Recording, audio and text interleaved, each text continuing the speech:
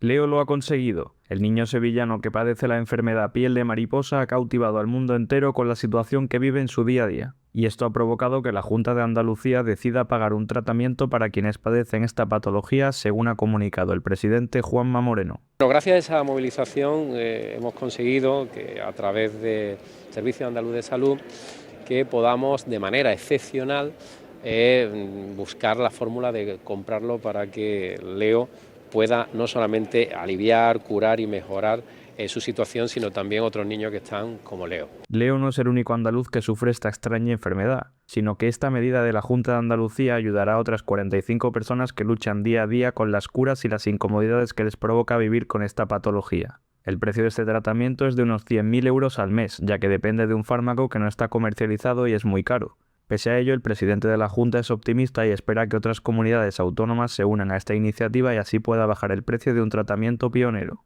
Por su parte, el joven Leo ha expresado su felicidad ante esta medida, que podría ser un antes y un después en su día a día. Nos va a librar de este dolor, nos va a salvar heridas que durante muchos años nos han salvado y eso va a ser un gran avance en la enfermedad. De esta forma, la Junta de Andalucía espera que en unas semanas se pueda empezar con este tratamiento para ayudar a Leo y a otros 45 andaluces que padecen la piel de mariposa.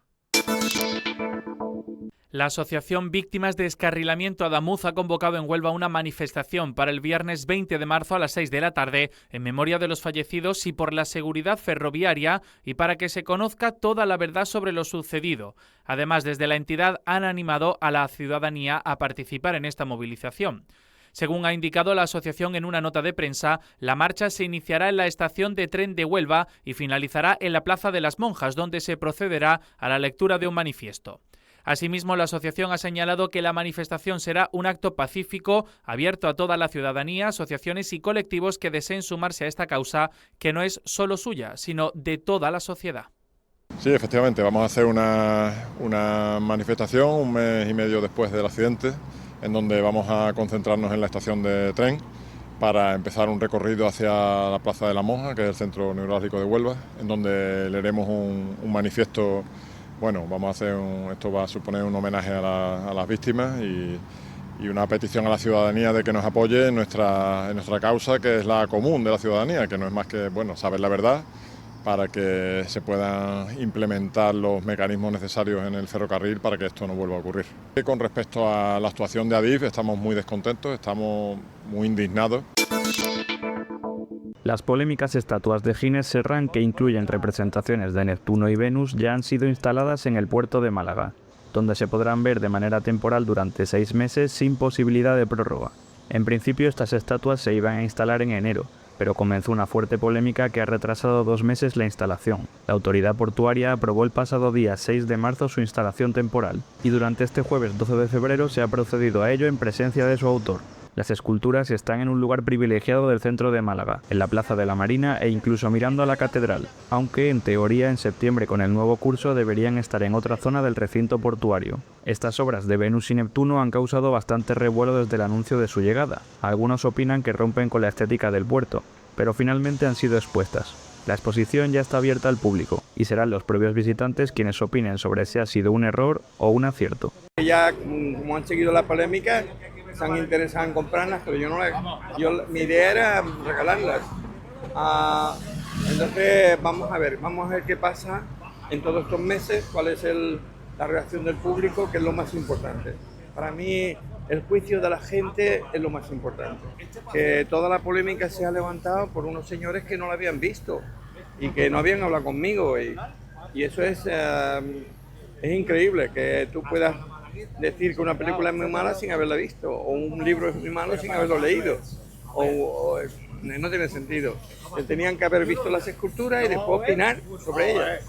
Y lo penoso es que estas personas que se dicen de manera arrogante, prepotente, que lo saben todo, que representan el templito del saber, son un mal ejemplo sobre todo para los artistas jóvenes que están creciendo en una ciudad como Málaga, que debe ser una ciudad abierta, plural, con muchas tendencias, y hay unos que les gusta una cosa y otros que otra, pero deben de respetarlas y no deben de injuriar, ni calumniar, ni degradar ni nada de esto. En el pleno del Ayuntamiento de Málaga del pasado febrero, el equipo de gobierno de Francisco de la Torre, del Partido Popular, votó a favor de una moción presentada por Vox en contra del proceso de regularización de migrantes anunciado por el gobierno central de Pedro Sánchez. Ese voto generó una oleada de críticas por parte de colectivos sociales. El Consejo de la Mujer e incluido el Obispado de Málaga emitió un comunicado posicionándose en contra. Ante ese escenario, los grupos municipales del PSOE y Con Málaga han acordado presentar una moción conjunta en la próxima Comisión de Derechos Sociales con el objetivo de que el Ayuntamiento se retracte formalmente de ese voto y deje sin efecto la moción de Vox. Entiende que es lo razonable después de que el propio de la Torre afirmase hace unos días que fue un error, lo que le valió para que Vox le tachase de cobarde y falso. Y lo que le queremos decir a Paco de la Torre es que ningún ser humano es ilegal. El Partido Popular, con la llegada de Vox, estamos comprobando cómo se está radicalizando. Se está radicalizando en el conjunto del territorio nacional, pero en el Ayuntamiento también. Ser demócrata es ser antirracista. Es combatir la xenofobia y los discursos de odio y querer y abrazar un país con derechos para todos y para todas. De eso va la moción que presentamos en la próxima Comisión de Derechos Sociales. Se está utilizando los migrantes como munición política, ¿no?, de desgaste entre unos y otros. Y desde luego que nuestras intervenciones no pretenden otra cosa que hacer presente lo que dice el Evangelio y la doctrina social de la Iglesia, ¿no? Tampoco queremos hacer demagogia con ese tema porque, claro, o sea, nosotros reconocemos, cómo no, que los estados tienen el derecho y la obligación de regular los flujos migratorios, ¿no? Pero claro, las personas que están aquí, yo creo que tenemos la obligación y por otra parte la oportunidad de acogerlos, claro, porque pueden ser, si se acogen bien, si se integran bien, una riqueza para nuestra sociedad. La madrugada del jueves han sido rescatados 17 varones de una patera que permanecía a la deriva cerca de la isla de Alborán. Salvamento Marítimo contó con la colaboración del buque BBC Lima y NACC Indian, que avisaron y aportaron indicaciones para su ubicación. En un operativo que comenzó sobre las 5 de la tarde del miércoles con el aviso a Salvamento Marítimo, se movilizó a la embarcación de Salvamar Guiena para proceder a su rescate. Tras completarlo a las 10:30 de la noche, los migrantes fueron rescatados y trasladados al puerto de Motril en la madrugada del jueves, donde recibieron atención sanitaria antes de quedar a disposición de la Policía Nacional. El Ayuntamiento de Sevilla amplía las calles entoldadas para el verano del casco antiguo de la ciudad, con 3 nuevas vías, como son Alfonso XII, Córdoba y José Gestoso. Con estas nuevas calles, en total serán 30 las que tendrán sombra, además del puente de San Telmo, que va a estrenar entoldado por primera vez.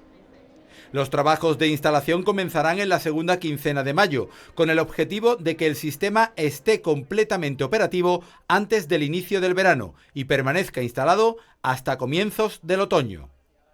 A estas actuaciones se suma también la sustitución de los toldos del Puente del Cachorro, que serán renovados tras más de 30 años de uso. La plantilla del Servicio de Limpieza del Ayuntamiento de Sevilla ha decidido en asamblea iniciar un proceso de negociación con el equipo de gobierno municipal para intentar resolver el conflicto abierto por la privatización del servicio. Eso sí, los trabajadores han dejado claro que solo se aceptará una salida al conflicto si el acuerdo garantiza que no se pierde ni un solo empleo público, sea fijo o temporal. Además, la Asamblea ha marcado la fecha para cerrar el acuerdo, que deberá firmarse antes del Viernes de Dolores, 27 de marzo.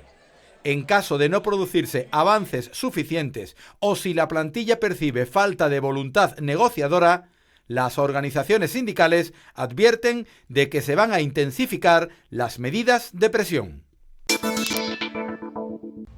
Este jueves 12 de marzo ha tenido lugar en el claustro del establecimiento militar de la Merced de Granada una parada militar para conmemorar el 29 aniversario de la creación del Mando de Adiestramiento y Doctrina del Ejército de Tierra, el MADOC, presidido por el propio jefe Teniente General José Manuel de la Esperanza. Han asistido autoridades civiles y militares de la plaza y representantes de instituciones y asociaciones cercanas al MADOC y todo el personal civil y militar del mando en Granada. Atrás queda aquel año de 1997 en el que nace este mando con la misión embrionaria de gestionar los apoyos a la preparación para convertirse hoy, como ha remarcado el teniente general, en el motor de transformación del ejército responsable de la gestión del conocimiento y por tanto de la doctrina orgánica, materiales, enseñanza, sistemas de instrucción, adiestramiento y evaluación en su aplicación al combate.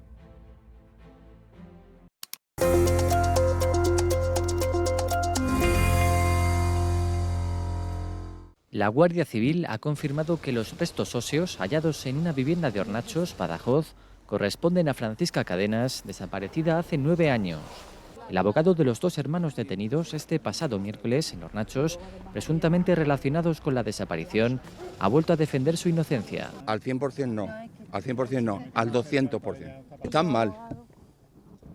Nuestros defendidos están mal, están fatal. El abogado ha criticado que la Guardia Civil haya hecho público este jueves, a través de una nota de prensa, que los restos óseos encontrados pertenecen a Francisca Cadenas. Nos parece algo inadecuado, impropio de la Guardia Civil, de la Policía, del Ministerio del Interior, del delegado del Gobierno. Exactamente, no se pueden facilitar datos reservados porque perjudican a la causa y perjudican a la familia. Los registros de la UCO en Hornachos continúan este jueves en una finca propiedad de los 2 detenidos. El ayuntamiento de la localidad ha decretado 3 días de luto oficial tras encontrarse los restos de Francisca Cadenas. El precio del diésel y de la gasolina se ha disparado un 14% y casi un 8% respectivamente en la segunda semana desde el estallido del conflicto bélico en Oriente Próximo, a rebufo de la tensión en la cotización del crudo por el bloqueo en el estrecho de Hormuz, que ha llevado el precio del barril de Brent hasta por encima de los $100. Habría que retroceder hasta marzo de 2022, en plena guerra de Ucrania tras la invasión rusa, para encontrar una subida de tal calibre en los precios de ambos carburantes. En concreto, el precio medio del litro de diésel ha subido un 14,1% con respecto a la pasada semana, para situarse en 1,65 euros, escalando a su nivel máximo desde finales de octubre de 2023, según datos del Boletín Petrolero de la Unión Europea. En el caso del precio medio del litro de gasolina, ha repuntado un 7,7% frente al precio de hace una semana para situarse en 1,6 euros, su nivel más alto desde principios de agosto de 2024. Además, estos movimientos al alza por 8ª semana consecutiva han confirmado también el sorpaso del diésel con respecto a la gasolina, algo que no se veía desde el estallido del conflicto en Ucrania. De todas formas, este jueves, en el monolito de algunas estaciones de servicio de España, ya se puede encontrar el precio del litro de gasolina en torno a los 2 euros y del diésel por encima de esa cota, según datos de Geoportal del Ministerio para la Transición Ecológica y el Reto Demográfico. Juro cumplir fielmente las obligaciones del cargo de director adjunto operativo de la Policía Nacional, con lealtad al Rey y guardar y hacer guardar la Constitución como norma fundamental del Estado. Quería dejar bien claro desde un principio que ante cualquier abuso, acoso, denuncia penal, necesidad de activación de un protocolo o cualquier irregularidad, desde la Policía Nacional se investigará todo a fondo, sin ninguna traba y hasta las últimas consecuencias. Pero pensar que quienes ostentan un nivel mayor de responsabilidad y toman decisiones de mayor trascendencia, los mandos policiales, son piezas que fallan per se, considerar que como regla general son personas que tienen comportamientos impropios, no es correcto. No es justo, pero sobre todo no es cierto. Se trata de una generalización tremendamente peligrosa. El Tribunal Supremo ha ratificado la titularidad del Pazo de Meirás como propiedad del Estado, estableciendo que desde 1938 estuvo destinado al servicio de la Jefatura del Estado. La decisión, comunicada por la Sala de lo Civil, desestima los recursos presentados por los hermanos Martínez Bordiú Franco, afirmando que no pudieron poseer la finca como dueños hasta la década de 1990, cuando dejó de ser utilizada por la Administración. Además, se afirma que no se han cumplido los requisitos por considerar que el inmueble haya perdido su carácter de bien público. La sentencia destaca que la familia Franco había demandado alegando buena fe en su posesión, lo que implica que deben ser indemnizados al devolver la propiedad. Sin embargo, la Sala subraya que no se puede cambiar la postura sobre la buena fe y el derecho a indemnización previamente reconocidos en la demanda.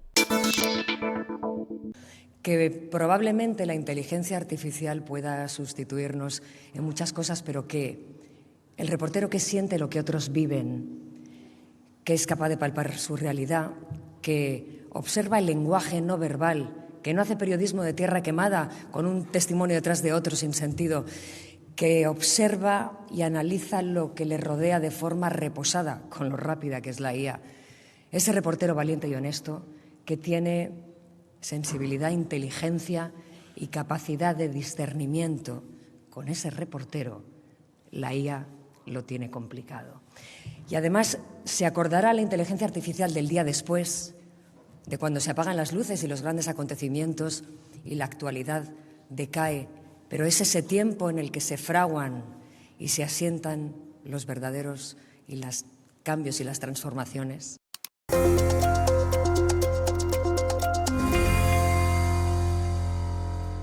Ramón Rodríguez Verdejo, popularmente conocido como Monchi, protagonizó la entrevista de la última entrega de Al Cielo, donde el cofrade de San Fernando abordó múltiples temas como su creencia en Dios, el fallecimiento de seres queridos o la relación de la Semana Santa con el mundo del fútbol. Decir que un tipo que lleva 30 y tantos años en el Sevilla no quiere que el Betis pierda, pues es absurdo, pero es que si lo dijera, no, es que a mí el Betis no me importa, ojalá. No, Betis que pierda siempre, no pasa nada. No quiero que desaparezca, porque hay mucha gente que vive de eso, pero que el Betis pierda, bueno, como los béticos buenos quieren que Sevilla pierda. ¿Y que esté en segunda? Mira, pues lo he dicho muchas veces, no, porque creo que Sevilla merece que los dos equipos estén en primera. Posteriormente, el que fuera director deportivo del Sevilla Fútbol Club participó en el debate de los cuñados integrado por Juan López Vela, Víctor Fernández, José Carlos Cutiño y Alberto Álvarez, que abordó, entre otros temas, los números clausus y los problemas a los que podría enfrentarse la Macarena en la madrugada que está a la vuelta de la esquina. La heladería Los Italianos adelanta su apertura y vuelve a abrir este jueves con los sabores más famosos de la ciudad. Pero ¿cómo se siente servir el primer helado de la temporada? A las puertas de la heladería más famosa de Granada había quienes esperaban con impaciencia, y no es para menos. Tanto tiempo sin probar la primavera granadina hizo que incluso el sol y el calor se pasaran por Gran Vía para darse el gusto. Ha salido el sol y la verdad es que estamos muy contentos con todos los clientes que acaban de inaugurar la temporada. Quienes se adelantaron y aguantaron en la cola fueron recompensados con un helado gratis. El primero de la temporada, al igual que la emblemática heladería, fue de un sabor tradicional, stracciatella. Pues el primer helado que han servido en Los Italianos he tenido el placer de ser yo y me lo he pedido de stracciatella. Y yo llevo aquí desde las 12 de la mañana, que es cuando tenía entendido que iba a ser la apertura, pero al final han abierto para las 12:30. Con la reapertura de Los Italianos, se sabe que el buen tiempo y la primavera están a la vuelta de la esquina. Justo un día como hoy, que ha vuelto a salir el sol en la ciudad tras unos días de lluvia, apetece más que nunca un helado, ¿no? Y entre cola y vitrina, los clientes más fieles destacan la nostalgia, los sabores de siempre y la costumbre de ir a por su helado favorito. A mí yo abro la temporada y la cierro con el helado de turrón, que era el helado que le gustaba a mi madre. Los Italianos levantan la persiana de la primavera en Granada y empieza ya a servir un poco de sabor de verano. Granada ya se prepara para la Semana Santa con el montaje de las tribunas en la carrera oficial. Los operarios ya están instalando los palcos en la carrera de la Virgen a lo largo de su paseo central, por el que pasarán las distintas cofradías granadinas en su camino hacia la catedral durante la Semana Santa, que dará comienzo el próximo domingo 29 de marzo. En otros puntos, como la Plaza de las Pasiegas junto a la catedral, también se han colocado los primeros andamios y palcos, y en Ganivet ya están las vallas preparadas para comenzar posteriormente con el montaje de la tribuna oficial. La capital granadina comienza así a ponerse a punto para una de las citas más importantes y esperadas del calendario religioso y cultural, una Semana Santa que volverá a llenar la ciudad de Granada de devoción. La Agencia Estatal de Meteorología prevé que la primavera en Andalucía sea más cálida de lo normal. Según el avance estacional presentado este miércoles, hay un 40% de probabilidad de que los próximos meses registren temperaturas por encima de la media. Abril, mayo y junio hay una probabilidad entre el 40 y el 50%, de que sea más cálido de lo normal. No es una probabilidad para tirar cohetes, pero eso es lo que tenemos. En cuanto a las precipitaciones, las previsiones apuntan también a una primavera algo más seca de lo normal, aunque por el momento no existen señales claras en la atmósfera que permitan concretar cómo evolucionarán las lluvias en cada uno de los meses. La AEMET también ha hecho balance del invierno en Andalucía, que además de más cálido, ha resultado especialmente húmedo, con precipitaciones muy por encima de la media habitual. Que Andalucía ha quedado la octava dentro del ranking de los húmedos, ha sido muy húmeda. Han caído una precipitación de 412,2 milímetros. Eso significa un 202%. Eso significa ha llovido el doble este invierno. En este invierno ha llovido el doble de lo que suele ser normal en un invierno.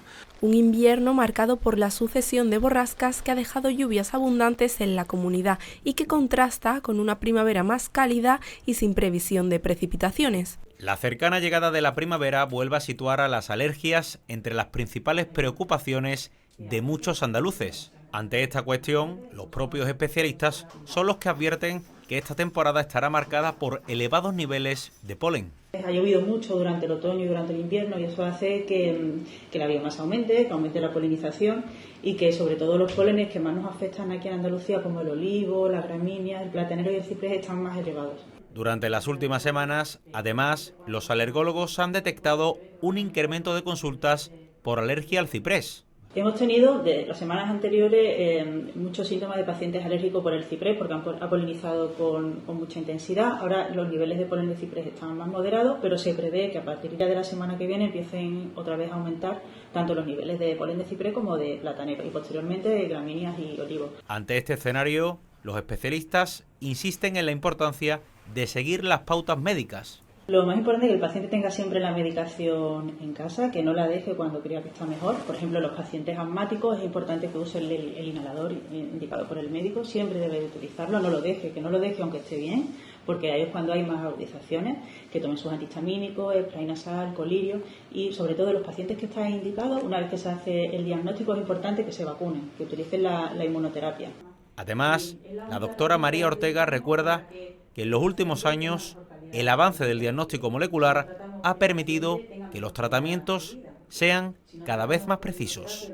La diabetes infantil y su impacto en la vida diaria de los menores ha centrado la 19ª sesión científica organizada por el Colegio de Médicos de Sevilla, junto al Comité de Expertos del RICOMS. Una jornada dirigida a familias, centros educativos y profesionales sanitarios con el objetivo de mejorar el conocimiento sobre esta enfermedad y su manejo en el entorno escolar. Es una enfermedad crónica que tiene muchas connotaciones, que está avanzándose mucho en el tratamiento y que produce una ansiedad tremenda en los padres, en los mismos profesionales pediatras que somos los primeros que detectamos esto y después los mismos niños. Los especialistas destacan la importancia de detectar a tiempo los síntomas y mejorar la coordinación entre hospitales, atención primaria, familias y colegios para garantizar el bienestar de los menores. La prueba más importante es que es la primera que se hace el análisis de la glucemia y con eso ya tienes una orientación rápidamente de diagnóstico. Además de los avances médicos, los expertos recuerdan que la diabetes supone un cambio importante en la vida cotidiana, especialmente en el entorno escolar. Muchas veces surgen dudas en la vida diaria, en los coles, en un cumpleaños, que no sabe una persona que no esté acostumbrada a la diabetes cómo manejar y esa es la idea de esta jornada, explicar un poco cómo se pueden manejar en estas situaciones. Desde la organización insisten en que la información y la formación son claves para afrontar esta enfermedad y mejorar la calidad de vida de los niños y sus familias.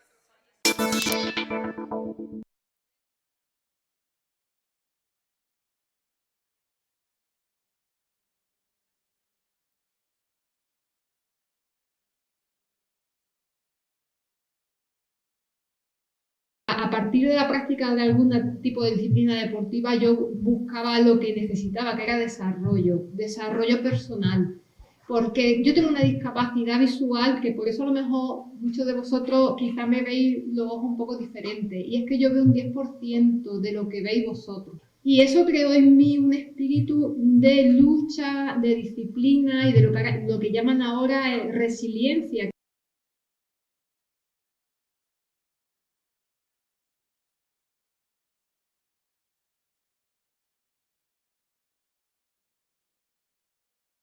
Hacer trampa, el juego sucio es el camino fácil y el camino difícil es saludable, pero es el camino que realmente da resultados.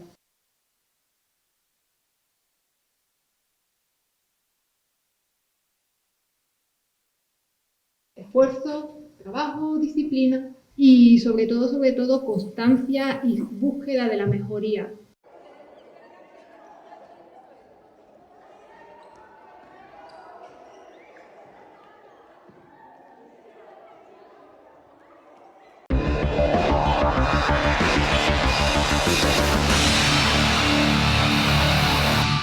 El Real Madrid venció por 3-0 al Manchester City de Pep Guardiola con una exhibición espectacular de Fede Valverde. El uruguayo fue el autor de los 3 tantos y se dejó la piel en cada balón. Ayudó a Arnold en defensa, fue un quebradero para los atacantes del City y sentenció a su rival con 3 auténticos golazos, en una auténtica exhibición de garra y poderío físico. La realidad es que la crítica popular daba por muerto al equipo de Arbeloa, que llegaba con muchas bajas a este partido ante todo un gigante como el Manchester City.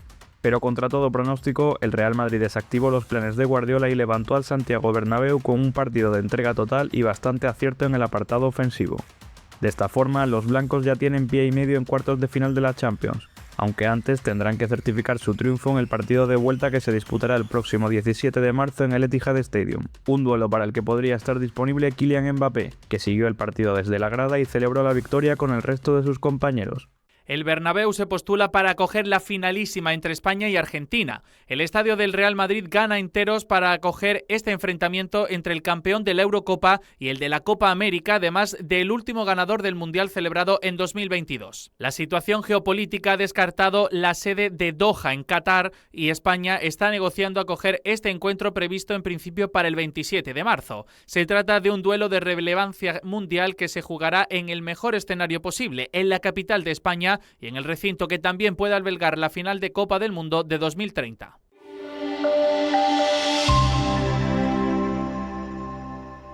La previsión del tiempo en Andalucía para este viernes 13 de marzo se presenta con cielos poco nubosos o despejados, con intervalos de nubes bajas en el litoral mediterráneo occidental y en el área del estrecho.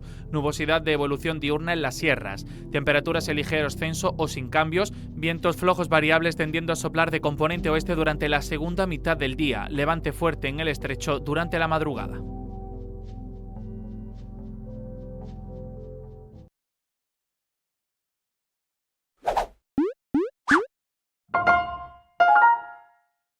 you